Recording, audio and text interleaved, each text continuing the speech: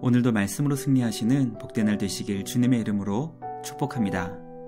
3월 16일 우리에게 주신 말씀은 레위기 10장 12절부터 마지막 20절까지입니다. 말씀 함께 보겠습니다. 모세가 아론과 그의 남은 아들 엘르아살에게와 이다말에게 이르되, 여호와께 드린 화제물 중 소재에 남은 것은 지극히 거룩하니 너희는 그것을 취하여 누룩을 넣지 말고 제단 곁에서 먹되, 이는 여호와의 화제물 중 내 소득과 내 아들들의 소득인즉 너희는 그것을 거룩한 곳에서 먹으라. 내가 명령을 받았느니라. 흔든 가슴과 들어올린 뒷다리는 너와 네 자녀가 너와 함께 정결한 곳에서 먹을지니 이는 이스라엘 자손의 화목제물 중에서 내 소득과 내 아들들의 소득으로 주신 것임이니라. 그 들어올린 뒷다리와 흔든 가슴을 화제물의 기름과 함께 가져다가 여호와 앞에 흔들어 요제를 삼을지니 이는 여호와의 명령대로 너와 네 자손의 영원한 소득이니라. 모세가 속죄제 드린 염소를 찾은즉 이미 불살랐는지라. 그가 아론의 남은 아들 엘르아살과 이다말에게 노하여 이르되, 이 속죄 제물은 지극히 거룩하거늘 너희가 어찌하여 거룩한 곳에서 먹지 아니하였느냐.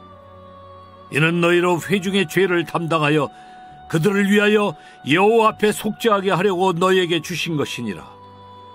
그 피는 성소에 들여오지 아니하는 것이었으니 그 제물은 너희가 내가 명령한 대로 거룩한 곳에서 먹었어야 했을 것이니라. 아론이 모세에게 이르되, 오늘 그들이 그 속죄제와 번제를 여호와께 드렸어도 이런 일이 내게 임하였거늘 오늘 내가 속죄 제물을 먹었더라면 여호와께서 어찌 좋게 여기셨으리요. 모세가 그 말을 듣고 좋게 여겼더라. 말씀의 제목은 책망과 이해입니다. 나답과 아비후가 주님께 범죄하여 죽임을 당한 후 모세는 아론의 남은 두 아들이었던 엘르아살과 이다말에게 제사장이 지켜야 할 내용을 다시 한번 더 엄격하게 가르쳐 주었습니다. 아무리 그들의 형제가 범죄하여 끔찍한 죽음의 심판을 받았다 할지라도 제사장의 사역이 결코 중단돼서는 안 되었기 때문입니다. 오늘 우리에게 주신 말씀을 통해 아론과 그의 남은 자녀들이 하나님 앞에서 주님의 말씀을 어떻게 지켜야 하는 것인지 깊이 고민하며 행동하는 것을 보게 됩니다. 마음의 중심을 보시는 주님은 우리가 주님의 말씀을 어떤 의도와 목적을 가지고 대하고 있는지 다 아십니다. 말씀을 대하는 우리의 태도가 정직하고 진실할 수 있기를 간절히 기도합니다. 주님께서 기뻐하시고 좋게 여기실 수 있도록 말씀 앞에 기쁨으로 순종할 수 있는 우리 모두가 되길 주님의 이름으로 축복합니다. 첫째, 모세는 제사장의 사역이 주님의 말씀대로 온전히 이루어지도록 재교육하였습니다. 나답과 아비후의 죽음은 아론과 남겨진 두 아들에게 결코 잊을 수 없는 충격과 공포를 안겨주었을 것입니다. 그들도 얼마든지 하나님의 죽음의 심판을 당할 수 있을 것이라는 두려움과 어떻게 부족한 인간이 거룩한 하나님의 일을 감당할 수 있는 것인지 염려하는 마음이 그들을 낙심케 했을 것입니다. 모세는 주님께 받은 명령을 그들에게 다시 전하며 제사장의 사역을 주님의 말씀대로 온전히 감당할 수 있도록 교육했습니다. 우리는 모세를 통해 제사장들이 그들의 사명을 주님 앞에서 온전히 감당할 수 있도록 하기 위해 가장 중요한 것이 바로 말씀에 대한 재교육이라는 것을 깨닫게 됩니다. 우리의 기억은 너무나 불완전하기 때문에 날마다 새롭게 주님의 말씀으로 우리를 다시 교육해야 한다는 것을 깨닫게 됩니다. 날마다 큐티하며 주님의 말씀을 읽고 묵상해야 하는 이유가 바로 여기에 있습니다. 날마다 주님의 말씀으로 우리를 새롭게 교육할 수 있는 우리 모두가 되길 간절히 소망합니다. 주님의 말씀으로 날마다 새롭게 되어 우리에게 주신 직분과 사명을 온전히 잘 감당할 수 있는 우리 모두가 되길 주님의 이름으로 축복합니다. 둘째, 모세는 낙심한 제사장들을 향해 하나님께서 주시는 영원한 소득을 알려주었습니다. 나답과 아비후의 죽음 이후 모세가 제사장들에게 전했던 주님의 명령은 바로 그들에게 주신 영원한 소득이었습니다.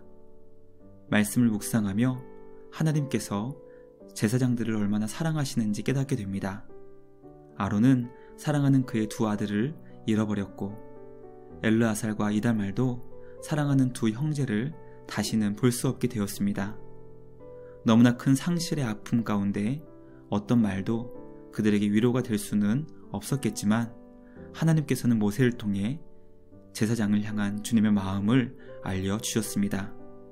그것은 주님을 위해 사역하는 제사장들을 끝까지 사랑하시고 보호해 주시고자 하는 주님의 마음이었습니다.